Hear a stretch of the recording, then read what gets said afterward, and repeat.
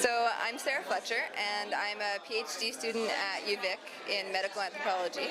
And I've been volunteering with VIRCS, the Victoria Immigrant and Refugee Center Society, for probably the past 3 years. And when I was going to start my PhD research, I knew I wanted to do something with youth and something with VIRCS and something related to health. So I actually went to VIRCS and I asked them what they thought a good sort of focus or a useful focus for them would be.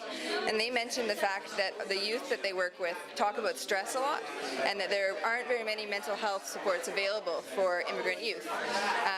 So I kind of took that idea and ran with it, and we started a research project, a participatory research project. So that means that the youth have been involved in every stage of the project from the beginning.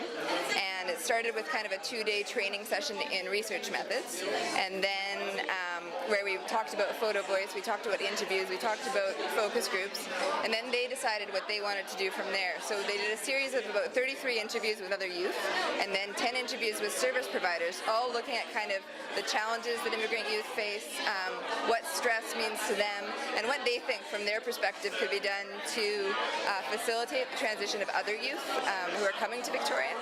So after the interviews were over, they did a focus group to kind of confirm what they'd been hearing. So we've been doing analysis as this whole thing went on, and they really knew that what they really wanted to do was a photo voice project at the end. So from the interviews and focus groups, they came up with 9 themes, and the themes are things like what does support mean to you? What's something that you're proud of since coming to Victoria? What's your biggest challenge when you got here? What does stress mean to you? What represents home? What does navigating multiple worlds, which is the name of our exhibit, mean to you? And then the youth went out after having a day-long photography workshop with 2 local photographers, Jesse Moore and then Barry Herring, who's a member of the Xchanges co-op.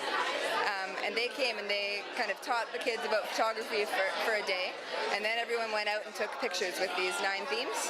And then this is the result of that. So we've got this great exhibit, and it's not just the pictures, but the write-ups of what the pictures represent and mean to the youth that I think is really powerful.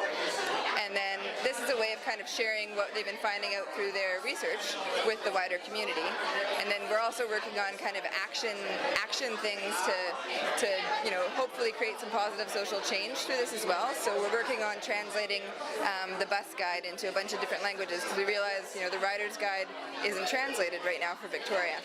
We're working on translating a guide to recycling, because that was something that came up as being something really confusing, and youth really want to do this properly, but there's no clear instructions in other languages. So we've kind of prepared a 2-page guide that we're working on translating into a bunch of different languages. And the most interesting one, I think, in terms of these small challenges that really cause a lot of stress, is the high schools and the agendas. Right now, there's no translated materials in high schools available for immigrant youth. So we've actually got the ESL class at Reynolds on board, and they've created kind of a guide to their school agenda. So absentee policies, who to call if you're sick, what holidays are, what a locker is, where your locker is, like all those kind of things. Created a guide to the agenda, and then the ESL students are actually working on translating that into all of their own languages. So that'll then be a resource for the schools, and hopefully we'll be able to get other schools to pick up on that as well. But that's kind of a brief summary of everything that's been going on. It's a lot, but really, really happy with the exhibit. And it's not my exhibit, it's the exhibit of the group. So there's 11 youth who were involved, and the age range is 13 to 30, so it's quite a big age range. So let's see if I can name off everybody. There's Isabella Sasaki from Brazil, Paulina Jarmula from Canada, Poland, and Bermuda. There's Estuardo Tejeja and Sebastian Tejeja, both from Chile and Guatemala and Canada. And then there's Ricardo Pontedura from Brazil, Cindy Quang from China, Jamila Church from Egypt and Canada, Elisa Angela Pontedura from Brazil, Han Lin Lee from China, and Tamara Ramani from Iraq. So I think I got everyone.